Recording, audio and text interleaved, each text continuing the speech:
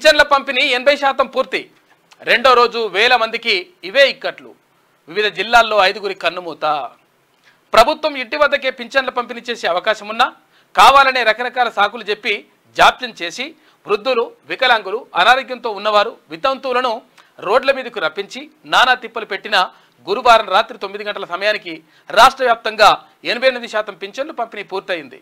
పింఛన్దారులు 65.69 లక్షల మంది ఉండగా 57.81 లక్షల మందికి పంపిణీ చేశారు.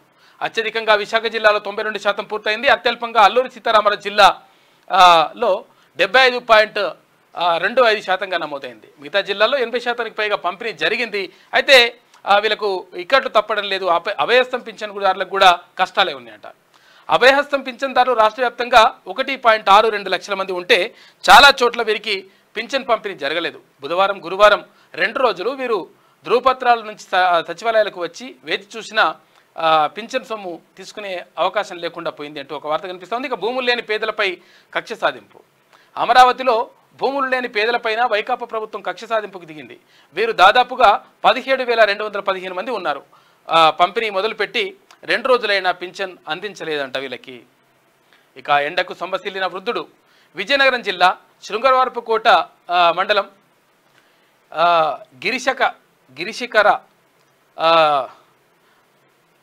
గిరిశిఖర దారపర్తి పంచాయతీ పాత చెలకపాడు గ్రామానికి చెందిన 60 ఏళ్ల జన్ని గుడ్లయ్య పింఛను డబ్బుల కోసం 8 కిలోమీటర్ల దూరంలో ఉన్న